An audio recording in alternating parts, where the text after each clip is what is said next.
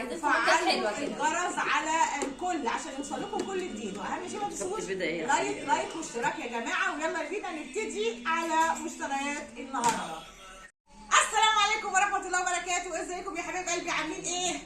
اللهم صل وسلم وبارك على سيدنا محمد وعلى اله وصحبه وسلم تسليما كثيرا.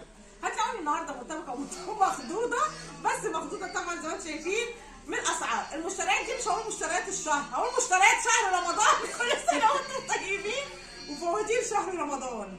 من هنا بقى لحد شهر رمضان نعيش بقى. بص، ممنوع حد يشتري حاجه، ممنوع حد ينزل السوبر ماركت، ممنوع حد يجيب اي حاجه، ممنوع حد يقلب اي حاجه، يعني بالذات في القلي ده. فيلا بينا. انا كان نفسي اصور لكم النهارده واحنا في جمله، رحت النهارده جمله ماركت، بس انا قلت ايه مش هعرف اصور طبعا هناك زحمه، وقلت اصور لكم الحاجه بعد ما اجيب اوريكم واصدمكم بالاسعار والفواتير. شايفين كام فاتوره؟ كام فاتوره؟ ورحنا برضو عدينا على رنين. بس انا هقول لكم قصه الفواتير دي ايه. اصل الشعب المصري ده ملوش كتالوج والله العظيم. عامل لك هناك ايه؟ مالكش الا 3 ازايز زيت فقط لا غير. شفت انا بقى سرحت العيال كلهم، كل واحد بفاتوره. والرز برضو يقول لك ايه مالكوش الا 3 كيلو رز. 3 رز ايه؟ 3 كيلو رز. بس يلا نبتدي على بركه الله ونشوف جبنا ايه النهارده ونشوف اسعارنا ايه النهارده. ماشي؟ اول حاجه هبتدي لكم بالمناديل دي، والمناديل دي لا غنى عنها في البيت. بصوا يا حبايب قلبي، المناديل دي عرض 5 زائد واحده 6 رول. ال6 رول دول المناديل دول كانوا عاملين حاجه 51 جنيه. العرض ده. فانا جبت 3 ايه اول، مع ان انا جايبه من مده كده كنت جايبه عرض 12 قطعه ب 80 جنيه، يعني يعتبر العرض كان واقف ب 40 فبقى ب 51 جنيه. فجبنا 3 عروض. خد يا بابا. وجبنا الصدمه الكبيره في الاريال ده كنت بجيبه ب 73، بعد كده بقى ب 75، بعد كده بقى ب 81. المهم اخر مره كان ب 95، والشهر اللي فات كان ب 115. الشهر ده عامل 165 جنيه، ودلوقتي بعد التخفيض بقى ب 140 جنيه. الصدمه الكبرى ده اريال. ده انا بقول لكم هنصدم صدمه فله يعني. بس عشان نخلص بس من الصدمه الحاجه. وده عرض المناديل ده. عرض مناديل مورو 550 بس كويسه يعني. المهم العرض ده على بعضه انا بجيب هنا الباكت ب 20 جنيه تمام. وفي ودلوقتي لما بسال الراجل بقول له ب 20، ده قال لي لا ده غلي كمان 2 جنيه بقى ب 22. المهم لقيت العرض ده على بعضه الثلاثه ب 55 جنيه. جبنا عرضين تمام. عشان انا بقول لكم احنا هنشوف ايام فله. تعالى بقى نشوف في الشنطه دي جبنا ايه بقى. الشنطه دي فيها بصوا بقى يا حبايبي، ده اللبن كيلو ونص عليه عرض، لقيناه برده ب 36 جنيه. ماشي اهو. جبت منه برده، جبنا منه عرضين مش عارفه جبنا الفاين فلوس دي ماجي دي. انا هنا الواحده جايباها امبارح، اداني الواحده ب 10 جنيه.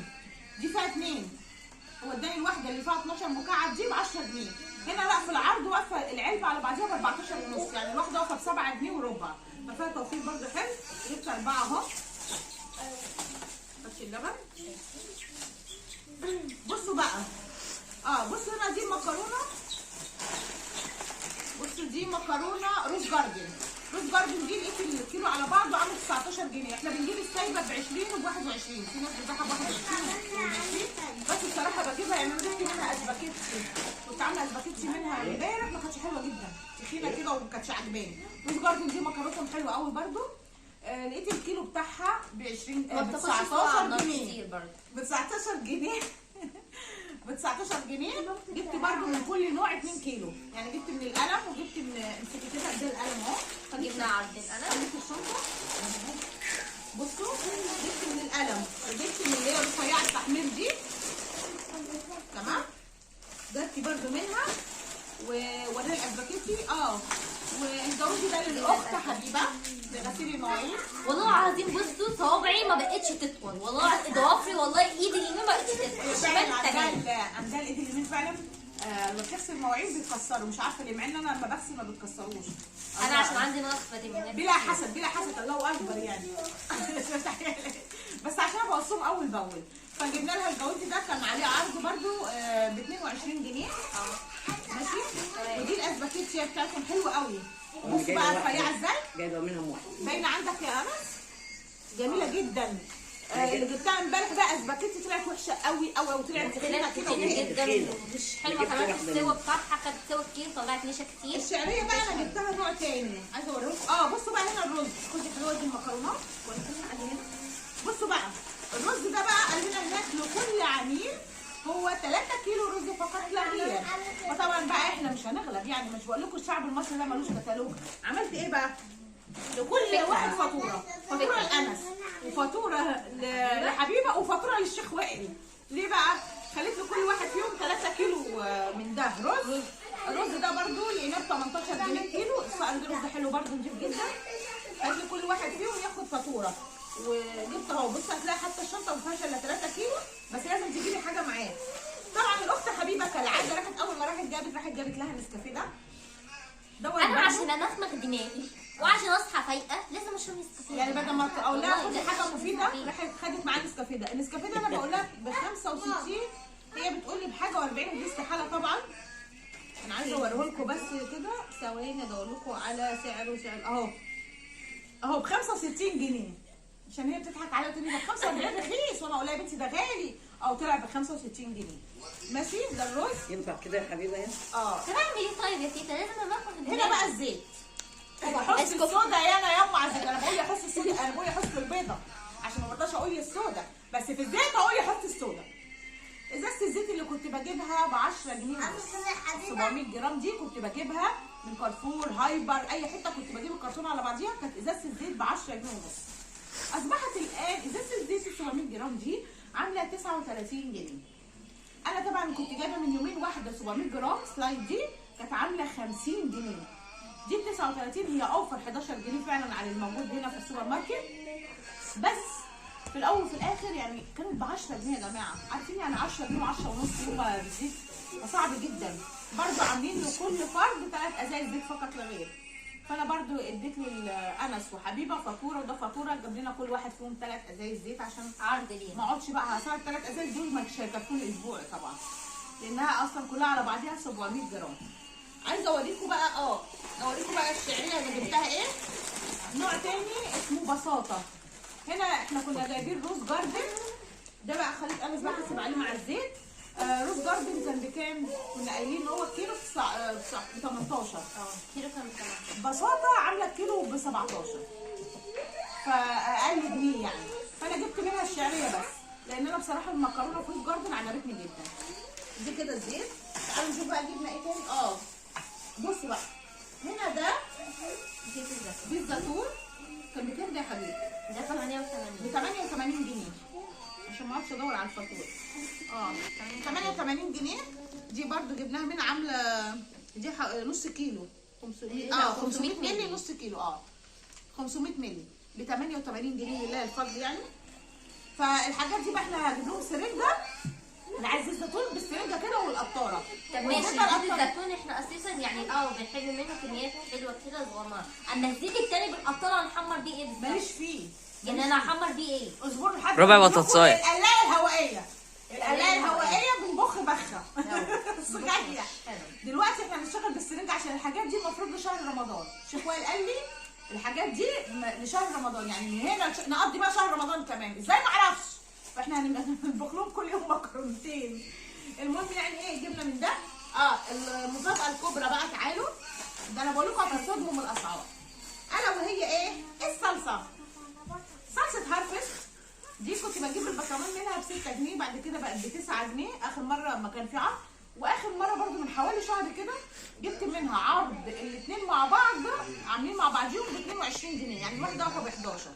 النهارده ب 13 جنيه زي قطع الكساكر. ما فيش منها الحجم الكبير ونازل الحجم الكبير من نوع تاني كده لقيته الكبيره عامله 40 جنيه. فانا لما ضربت الكميه دي 350 جرام لما ضربت الكميه لقيت ان دي اوفر فجبت طبعا من دي برضو جايبه معرض صلصه منها. انا كنت بقول لماما ان احنا علبه الزيت نبروزها كده ونعلقها. انا مش عارفه احنا هنبروز ايه بالظبط. يعني جايبه ما شاء الله زيت ولا صلصه ولا ايه نظام؟ بصوا ادي جايبه دوت وجايبه جبت منها 4 و4 جبت 8. جبت 8 وحدات من دول ولا شايفه 7 من دول برضه. وجبت هنا بقى ايه بص بقى وده جبت ناجت. لا مش ناجتس ده ستريبس لقيته حار كان عليه عرض برضو، كان الكيلو بدل من 128 عامل 117 جنيه، جبت كيلو الا ربع. ماشي. وجبت الكيوي.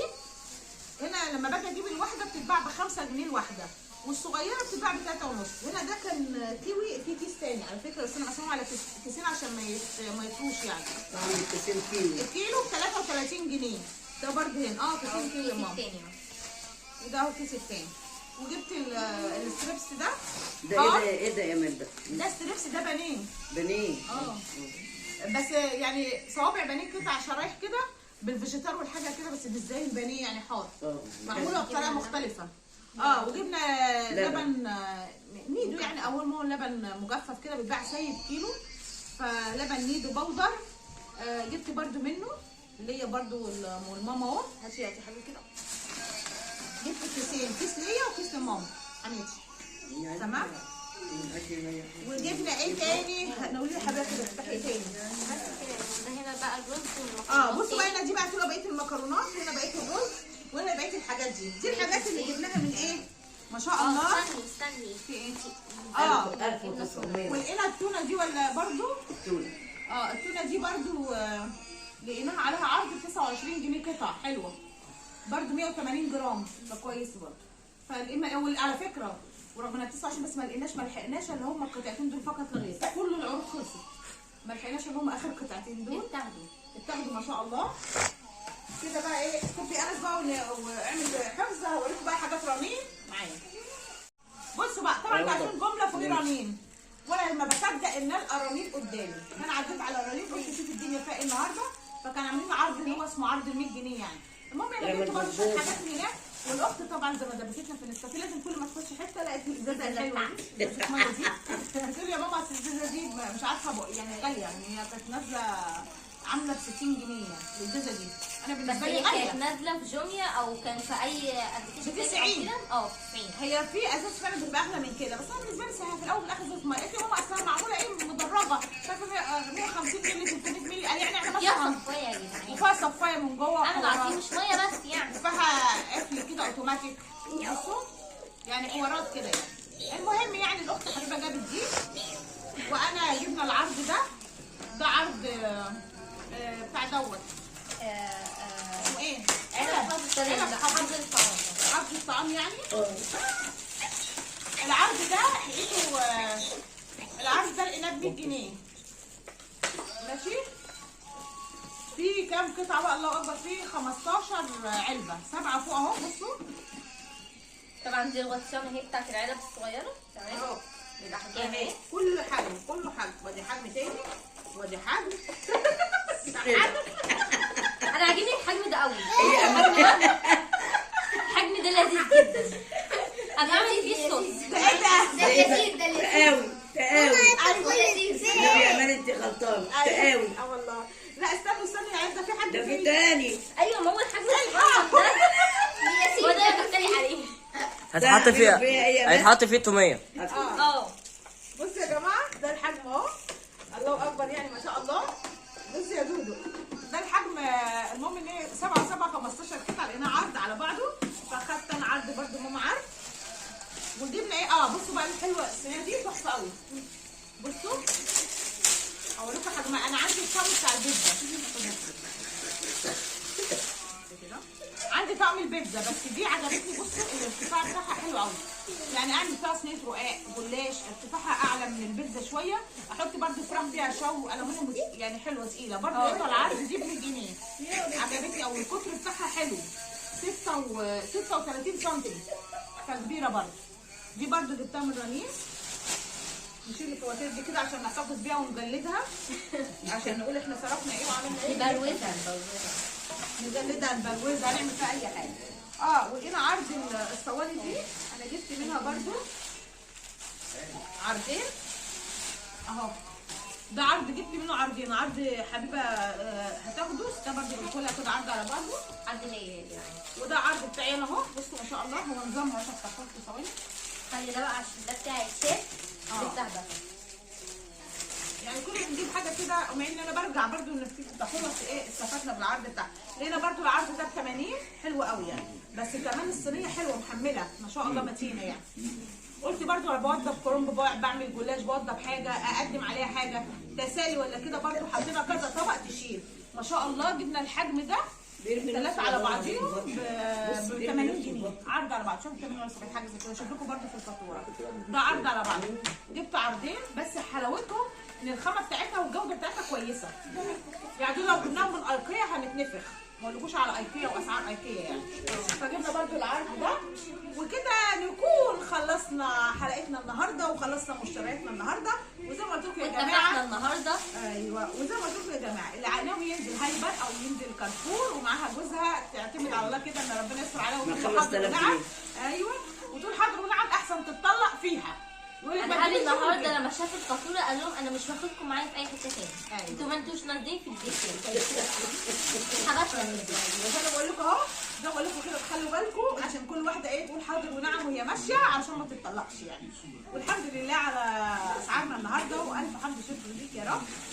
وخلاص، وهي توبه من ذنوبه وحرمت اروح في مكان تاني. واسيبكم في رعايه الله مع فيديو جديد النهارده. استنونا، هنعمل محشي ضمن الغرامات يعني. كده بكره اروح هاتي الكرنبه كده واوريكم الكرنبه. هاتي يا سلمى، هاتي يا سلمى. من ضمن غراماتنا النهارده يا جماعه جايبين كرنبتين حلوين. بصوا هنعمل لكم النهارده محشي. هناكل محشي. في الفيديو الجديد بقى انزل لكم طريقه المحشي وفراخ شوي ان شاء الله. بص هي ماما قالت لنا النهارده يوم فري، فاحنا طلبنا كل حاجه بصراحه يعني. طلبنا محشي ومشكلات رمضان، الله اكبر يعني. يلا الله اكبر يعني. وانا اكتر واحده مغرماها. يلا فالحمد لله ونفخناهم ونفخنا ستهم يعني امها وكل حاجه ستهم وكله اتفق النهارده. يلا واسيبكم في رعايه الله مع الف سلامه. ما تنسوش لايك واشتراك وعايزكم حلو كده. واللي ما اشتركش يتفضل اشترك ويكبر عيلتنا. باي باي.